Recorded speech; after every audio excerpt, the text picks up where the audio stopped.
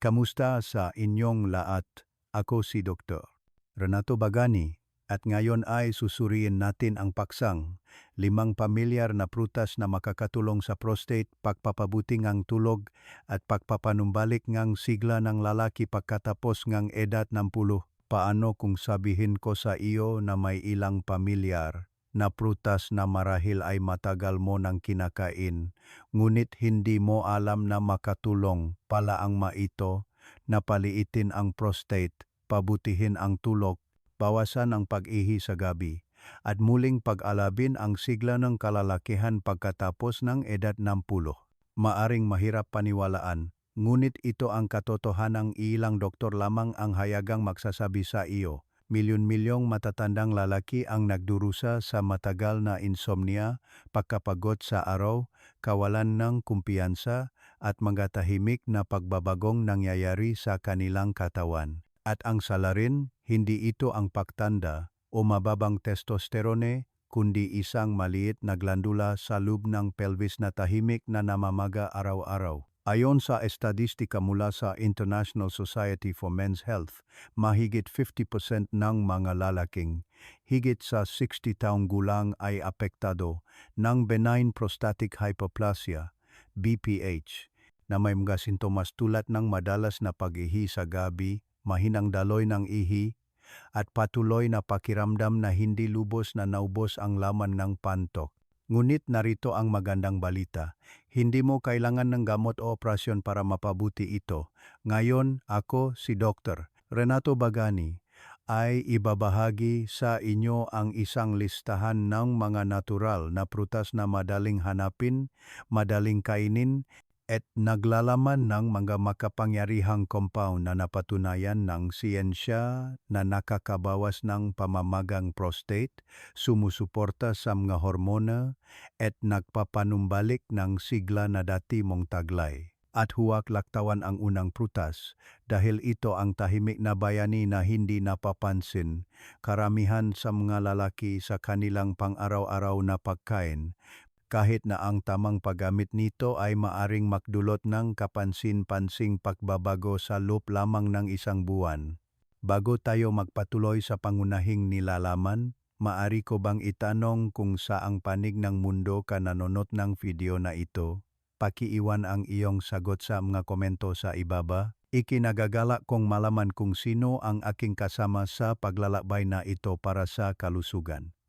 Kung ito ang iyong unang pagbisita sa channel, huwag kalimutang mag-subscribe at i-on ang notification bell para hindi mo makaligtaan ang aming masusunod na video tungkol sa kalusugan ng mga lalaki pagkatapos ng edad 60. At ngayon, tuklasin natin ang unang prutas. Isang superfood na matagal nang inakala na para lamang sa kababaihan, ngunit sa katotohanan ay maring ganap na baguhin ang kalusugan ng prostate ng mga matatandang lalaki. Unang prutas, cranberry. Isang maliit na prutas na nagpapaginhawa sa prostate at nagpapabuti ngang tulog pagkatapos ang edad 60. Kapag binanggit ang cranberries, karamihan ay agad na naisip ang maproduktong pangkalusugan ng kababaihan o maanunsyo tungkol sa kalusugan ng urinary tract sa mga babae. Ngunit magugulat kang malaman na ang maliit na prutas na ito ay tahimik na nagdudulot ng malalaking pagbuti para sa kalusugan ng prostate sa mga lalaki, lalo na pagkatapos ng edad 60. Sa loob ngang maraming dekada, ang cranberries ay itinuring na pagkain para lamang sa kababaihan. Ngunit ang mga kamakailang pananaliksik ay nagpapakita ng isang ganap na naibang larawan. Ang cranberries ay naglalaman ng isang espesyal na compound na tinatawag na proanthocyanidins PAX na may kakayahang bawasan ang pamamaga sa loob ng prostate na tumutulong na patatagin ang daloy ng ihi at bawasan ang pagpunta sa banyo sa gabi. Isang klinikal na pag-aaral ang nagpakita na ang mga lalaking gumamit ng cranberry extract araw-araw ay nakaranas ng hanggang 30% na pagbawas sa mga marka ng pamamaga ng prostate. Ang daloy ng ihi ay kapansin-pansing bumuti. Ang pakiramdam na hindi lubos na nakakaihi ay nawala. At higit sa lahat, mas mahimbing ang kanilang tulog. mas positibo ang kanilang kalooban at mas naramdaman nilang kontrolado nila ang kanilang pang-araw-araw na buhay. Sa aking klinika, mayroon akong 67 taong gulang na pasyente na nagsabing mahigit isang taon na siyang hindi nakakatulog ng buong gabi dahil sa 5 hanggang 6 na beses na pagbangon para umihi. Inakala niya na ito ay isang bagay na kailangan niyang tanggapin sa pagtanda. Ngunit sa isang simpleng pagbabago pag-inom ngang isang baso ngang purong cranberry juice araw-araw sa loob ngang 6 na linggo ang kanyang pagpunta sa banyo sa gabi ay naging isang beses na lang. At sinabi niya na parang naibalik sa kanya ang kanyang tulog. Bukod sa prostate, sinusuportahan din ngang cranberries ang kalusugan ngang puso sa pamamagitan ng pagpapalambot ng daluyan ng dugo at pagpapabuti ng sirkulasyon. Ang ma-antioxidant nito ay tumutulong na pabagalin ang pagtanda ng mga sel, palakasin ang kalinawan ng isip, at palakasin ang immunity. Kung nahahanap kang isang natural, ligtas, at simpleng paraan upang suportahan ang kalusugan ng prostate, ang cranberry ay isang perpektong simula. Maaari kang magsimula sa kalahating tasaang sariwang cranberries araw-araw o uminom ngang 240 ml morong walang asukal na cranberry juice. Maingat sa mga juice na nabibili sa tindahan na may dagdag na asukal dahil maaring magdulot ito ngang masamang epekto. Kaya, manatili sa purong uri upang matiya ang mga resulta. Ilang maliliit na berry lamang bawat araw. Ngunit ang epekto nito sa iyong kalusugan ay maaring napakalaki. Iyon ang dahilan kung bakit ang cranberry ay isang mahalagang kasama para sa mga lalaki pagkatapos ng edad 60. At alam mo ba, ang susunod na prutas ay tumutulong pa na natural na pataasin ang testosterone at mas komprehensibong sinusuportahan ang sexual function ng lalaki. Ito ay isang matamis at makatas na prutas na maaring tumutubo pa sa iyong sariling bakuran. Kaibigan, kung pinapanood mo pa rin ang video na ito, tunay kong ikinagagala na malaman na pinapahalagahan mo ang iyong kalusugan. Pakiiwan ng numero 1 sa mga komento para malaman kung kasama pa rin kita. Pangalawang prutas, pulang ubas. Natural na pampalakas ng testosterone at kalusugan ng prostate mula sa loob ang pulang ubas. Isang matamis at madaling kainin na prutas na madalas ihain bilang simpleng panghimagas ay may itinatagong sikreto. Maari itong tumulong na balansehin ang mga mali hormona, pabutihin ang kalusugan ng prostate at kahit na mapanatili ang talas ng isip habang tumatanda. Naalala ko ang isa sa aking mga pasyente, 67 taong gulang, retirado na. Sa tuwing pupunta siya sa akin, pakiramdam niya ay may nawawalang bahagi sa kanya. Wala nang pagnanais para sa intimacy, mababang enerhiya, at patuloy na pakiramdam ng kawalan katiyakan tungkol sa mga pagbabagong nangyayari sa kanyang katawan. Sa isang follow-up visit, nabanggit niya ang kumpol ngang hino na pulang ubas sa kanyang bakuran. Iminungkahi ko na simulan niyang kumain ng isang maliit na bahagi araw-araw bilang parte ng kanyang routine. 6 na linggo ang lumipas, bumalik siya na mas masigla at sinabing, pakiramdam ko ay bumalik ang dati kong sarili. Mas mahimbing ang tulog ko at bumuti rin ang aking mood. Ang susi sa pagbabagong ito ay ang resveratrol, isang natural na compound na matatagpuan sa balat ng pulang ubas at isang pangunahing bahagi ng sikat na Mediterranean diet. Napatunayan na ang resveratrol ay tumutulong na bawasan ang labis na estrogen at mapanatili ang matatak na antas ng testosterone, mahalaga para sa kalusugan ng mga lalaki pagkatapos ng edad 60. Bukod dito, pinapagana ng resveratrol ang isang protina na tinatawag na SIRT1 na may papel sa pag-ayos ng sel at pagpapatahimik ng pamamaga sa loob ng prostate. Kapag nabawasan ang pamamaga ng prostate, madalas na mas gumaan ang pakiramdam ng lalaki, mas madaling umihi, at mas mahimbing matulog. Hindi lang iyan. Pinapabuti rin ngang resveratrol ang sirkulasyon ng dugo sa pamamagitan ng pagprotekta sa endothelium, ang panloop na lining ng gadaluyan ng dugo. Nangangahulugan ito na hindi lamang ang iyong puso ang nakikinabang, kundi pati na rin ang iyong utak at mga sexual organ ay tumatanggap ngang mas mahusay na daloy ngang dugo na sumusuporta sa memorya at pagkalalaki. Dagdag pa, pinapahusay ng resveratrol ang insulin sensitivity na tumutulong sa mga matatandang lalaki na kontrolin ang asukal sa dugo, na lalong mahalaga para sa mamay panganib ngang pre-diabetes o metabolic disorders. Ang magandang balita ay hindi mo kailangan ng isang komplikadong dieta para makuha ang mga benepisyong ito. Ang 1 hanggang 2 tasa lamang ng sariwang pulang ubas araw-araw ay maaring sumuporta sa pangkalahatang kalusugan. Kung hindi madaling makakuha ngang sariwang ubas, maaari kang pumili ngang 100% purong, walang asukal na red grape juice o dekalidad na grape extract supplements. Tiyakin lamang na natural ang pinakmulan at gamitin ito ng tuloy-tuloy. Kahit sariwa o juice, ang pinakamahalaga ay ang pagiging pare-pareho. Hindi ito tungkol sa malalaking dami ng sabay-sabay, kundi ang tuloy-tuloy na pagkonsumo araw-araw ang tunay na gumagawa ng pagkakaiba. At kung sa tingin mo ay mga makatas na prutas lamang ang kapakipakinabang para sa kalusugan ng prostate, maghintay ka sa susunod. May isang prutas na kilala mo na mula pagkabata. Simple, mapakumbaba. Ngunit naglalaman itong isang malakas na anti-inflammatory compound na maring patatagin ang prostate at mapawi ang discomfort sa isang ganap na natural na paraan. Ikatlong prutas, mansanas. Isang simpleng prutas na tumutulong na patatagin ang prostate at balansehin ang mga mali hormone. Marahil ay narinig mo na ang kasabihang, "An apple a day keeps the doctor away." Parang klise, hindi ba? Ngunit pinapatunayan ngayon ng modernong pananaliksik na ang lumang kasabihang ito ay maring may dalang espesyal na bagay, lalo na para sa kalusugan ng mga lalaki pagkatapos ng edad 60.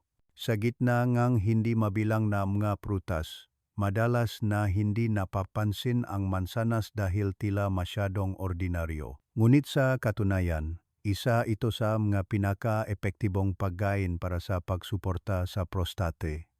Ang balat ng mansanas ay naglalaman ng isang compound na tinatawag na quercetin, isang uri ng flavonoid na may mga katangiang anti-inflammatory na maaring bawasan ang paglaki ng prostate at pabagalin ang pagunlad ng benign prostatic hyperplasia, BPH. Isa sa aking mga pasyente, si Mark, 64 taong gulang, ay madalas gumising ng maraming beses sa gabi dahil sa patuloy na pagnanais na umihi. Ang putol-putol na tulog ay nag-iwan sa kanya na pagod, irritable, at anti-anting nawawalan ng kumpiyansa sa pang-araw-araw na buhay. Nakmungkahi ako ng isang simpleng bagay. Kumain ang 2 mansanas sa isang araw, isa sa umaga, isa pagkatapos ng hapunan.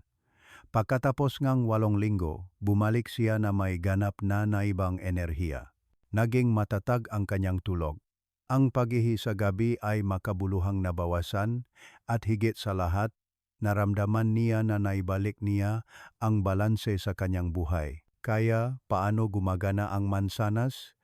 Ang quercetin sa mansanas ay tumutulong na paginhawahin ang mga iritadong selula ng prostate na binabawasan ang pamamaga at pinapagaan ang presyon sa pantok, ang ugat ng madalas na pag-ihi sa gabi. Ang mansanas ay mayaman din sa mga antioksidan na nagpoprotekta sa mga selulang prostate mula sa pinsalang dulot ng mga free radical na maring tahimik na humantong sa pagkasira ng tissue at hormonal imbalance.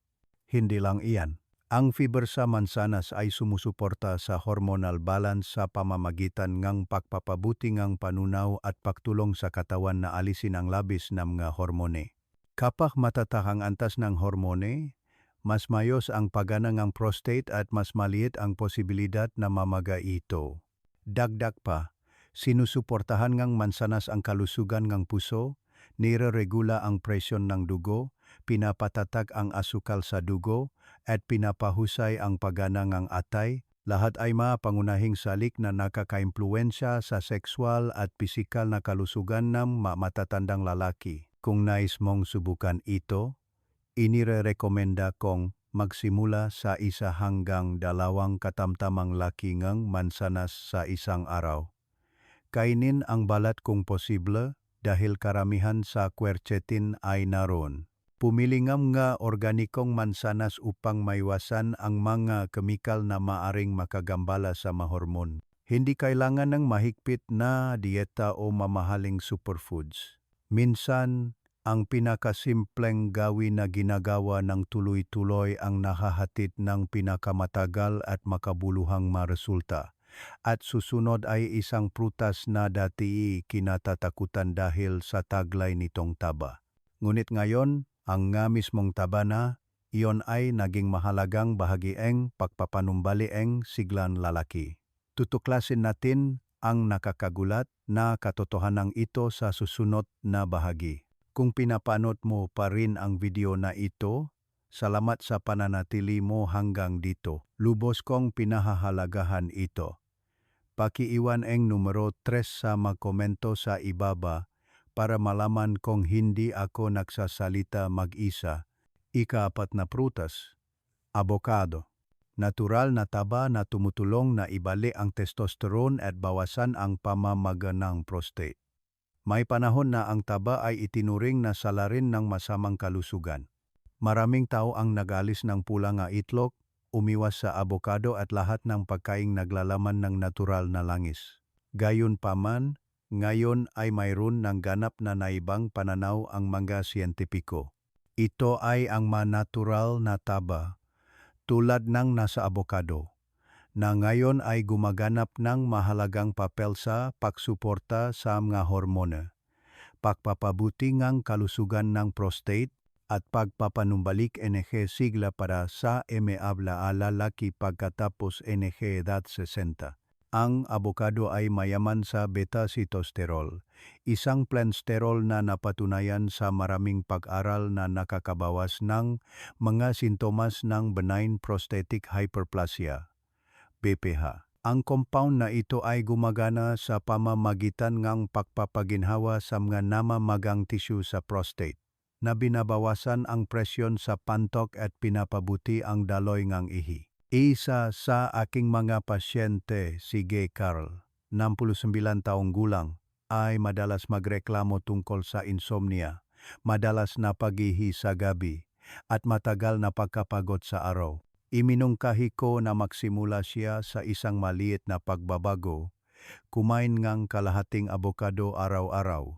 6 na linggo ang lumipas, bumalik siya na may mas maliwanag na balat, mas masiglang boses, at ibinahagi na ang kanyang tulog ay makabuluhang bumuti. Hindi na niya nararamdaman ang pagod tulad ng dati at lalo na niyang sinabi na naibalik niya ang kanyang porma, kapwa pisikal at mental. Hindi nagtatapos sa beta-sitosterol, naglalaman din ang abokado ng monounsaturated fats, isang mahalagang sangkap na tumutulong sa katawan na natural na gumawa ng testosterone. Ang testosterone ay hindi lamang isang sex hormone. Naapektuhan din nito ang bone density, muscle mass, fat metabolism, at pangkalahatang mood ng lalaki. Kapag bumaba ang antas ng testosterone, madaling mahulog ang katawan sa isang estado ng pagkapagod, mababang mood, at kawalan ng kontrol. Dagdag pa, naglalaman ang abokado ng potassium na tumutulong na patatagin ang presyon ng dugo at palakasin ang cardiovascular function na napakahalaga para sa mga matatanda. Ang fiber sa abokado ay tumutulong na alisin ang labis na mga hormon at pabutihin ang panunaw na tumutulong sa katawan na mapanatili ang kinakailangang hormonal balance para sa mas maayos na paggana ng prostate. Ang paggamit ay napakasimple. Maaari kang kumain ng kalahati hanggang isang abokado araw-araw. Idagdag ito sa mga salad. Ipahid sa whole grain na tinapay o i-blend sa mga smoothie kasama ang saging at chia seeds. Hindi kailangang gawing komplikado. Ang pang-araw-araw na pagiging pare-pareho ay sapat na upang makagawa ng malinaw na pagkakaiba pagkatapos ng ilang linggo. At kung sa tingin mo ang abokado ang pinakamasustansyang pagkain para sa kalusugan ng prostat, maghintay ka sa susunod. May isang prutas na madalas mapakamalang gulay, ngunit naglalaman itong lycopene, isang compound na itinuturing na pinakamakapangyarihang pulang kalasag upang protektahan ang prostate mula sa pamamaga at pinsala sa cellula. Ika-5 prutas. Kamatis. Isang malakas na pinamumulan ng lycopene upang protektahan at ibali ang prostate. Ang kamatis ay maaring ang pinakapamilyar na pagkain sa iyong mesa. Ngunit sa likod ng kapansin-pansing pulang kulay nito ay isang compound na tinatawag ng mas siyentipiko na natural na tanot ng prostate, ang lycopene. Ito ay isang malakas na antioxidant na pinag-aralan sa daan-daang klinikal na pagsubok at nagpakita ng makabuluhang suporta para sa kalusugan ng prostate. Ang lycopene ang sali na nagbibigay sa kamatis ang kanilang natatanging pulang kulay. Ngunit ang halaga nito ay hindi lamang biswal. Kapag na-absorb na sa katawan, ang lycopene ay may tendensiyang mag-concentrate ng husto sa tissue ng prostate kaysa sa ibang bahagi. Ito ay nagbibigay daan para magkaroon ito ang pinakamataas na epekto kung saan ito pinakakailangan, na binabawasan ang pamamaga, pinapatatag ang muscle, at pinapabuti ang paggana ng hormon. Ipinakita nga pag-aaral na ang regular na paggamit ng lycopene ay maring magbawas ng marker ng pamamaga ng prostate ng hanggang 40% sa loob lamang ng ilang buwan. Bukod pa rito, nakakatulong itong pabagalin ang abnormal na paglaki nga cell at suportahan ang matatag na antas ng testosterone sa pamamagitan ng paglaban sa mga free radical na sumisira sa mga hormon. Naalala ko ang isang partikular na kaso. Sige, David, 72 taong gulang, ay pumunta sa aking klinika na may mataas na antas ng PSA at madalas na paghihisa gabi, insomnia, at matagal na pagkapagod. Sa halip na magreseta nga agresibong interbensyon, ipinayo ko sa kanya na magsimula sa pamamagitan ng pagsasama ng nilutong kamatis sa kanyang nga pagkain ng hindi bababa sa 5 beses sa isang linggo. Pagkatapos ng 6 na buwan, ang kanyang nga numero ay naging matatag, ang pag-ihi sa gabi ay makabuluhang nabawasan at ibinahagi niya sa unang pagkakataon. Nararamdaman ko na ang pagkain ay talagang tumutulong sa aking katawan na gumaling. Isang mahalagang punto ay na ang lycopene ay pinaka-epektibo kapag ang kamatis ay niluto. Ito ay nagbibigay daan sa katawan na mas madaling ma-absorb ito, na pinapataas ang bioavailability nito hanggang 4 na beses kumpara sa hilaw na kamatis. Sa makatuwid, ang mga pagkain tulad ng tomato soup, tomato sauce, nilagang kamatis o kahit na pagdaragdak lamang ng 1 kutsara ng tomato paste sa mga pagkain ay nagdudulot ng malaking benepisyo. Bukod sa lycopene, nagbibigay din ang kamatis ng vitamina C, potassium, folate at vitamina K. Mga sustansiyang sumusuporta sa immunity, nagre-regulate ng presyon ng dugo at natural na nagbabawas ng pamamaga. Kapag pinagsama-sama ang lahat ng mga elementong ito, lumilikha sila ng isang komprehensibong kalasag para sa prostate, cardiovascular system at maging sa kalusugan ng sexual. Dapat mong mapanatili ang 5 hanggang 7 serving ni lutong kamatis bawat linggo. Hindi na kailangang sumunod sa mga komplikadong resipe. Isang mangkok lang ng sopas, ilang hiwa ng inihaw na kamatis, o 1 kutsara ng sarsa na idinagdag sa iyong pang-araw-araw na pagkain ay sapat na upang makagawa ng positibong pagkakaiba sa iyong katawan. Konklusyon, minamahal na manonood, bawat prutas na ating tinalakay mula sa cranberries, pulang ubas, mansanas, abokado hanggang sa kamatis ay may kanya-kanyang lakas. Ang ilan ay nagbabawas ng pamamaga, Ang ilan ay nagpapabuti ngang sirkulasyon ng dugo, ang iba ay sumusuporta sa mga hormone, nagsisilbing antioxidant o nagpapalusok sa prostate mula sa loob. Ngunit ang tunay na lakas ay hindi nakasalalay sa bawat prutas lamang, kundi sa kanilang matalinong kombinasyon. Kapag ang maprutas na ito ay regular na kinakain pinapalitan sa pang-araw-araw na dieta, ang iyong katawan ay makakatanggap ng suporta sa maraming sistema. Bawasan ang pamamaga sa prostate. Pabutihin ang daloyng dugo sa pelvic area na nagpapahusay sa sexual function.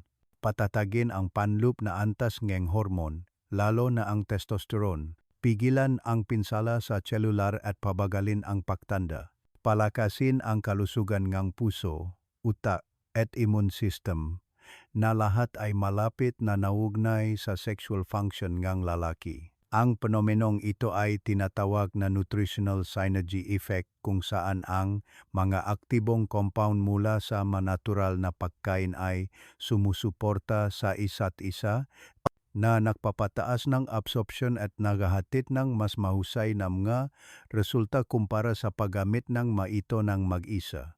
Iyon din ang dahilan kung bakit maraming lalaki ang nakakakita ng malinaw na epekto pagkatapos lamang ng 6,12 linggo ng pagpapanatili ng tila simpleng manggawi. Hindi mo kailangang baguhin ang iyong buong dieta. Magsimula lamang sa maliliit na bagay. Magdagdag ng 1 kutsara ng tomato sauce sa hapunan. Kumain ng kalahating abokado sa umaga. Magkaroon ng ilang pulang ubas para sa panghimagas. Humigop ng cranberry juice. O mag-enjoy ng isang mansanas pagkatapos ng hapunan. Ang maliliit na gawain ito, kung gagawin ng tuloy-tuloy, ay hahantong sa malaki at pangmatagalang pagbabago. Minamahal na manonood. Kung ang impormasyon sa video na ito ay naging kapaki-pakinabang sa iyo, sana ay hindi mo ito itago para sa iyong sarili lamang. Pindutin ang subscribe button at i-on ang notification bell para hindi mo makaligtaan ang paparating na content tungkol sa hormonal at sexual na kalusugan ng lalaki pagkatapos ng edad 60. Naniniwala ako na ang pag-aalaga sa iyong kalusugan ay hindi kailangang maging komplikado. Minsan, kaunting tamang kaalaman, ilang tamang pagpili, at kaunting pagiging pare-pareho, at may babalik mo ang kontrol, kumpiyansa, at sigla na akala mo'y nawala na. Salamat sa panonood hanggang sa dulo ng video na ito. Naway magkaroon ka ng mabuting kalusugan, saganang enerhiya, at pangmatagalang lakas araw-araw.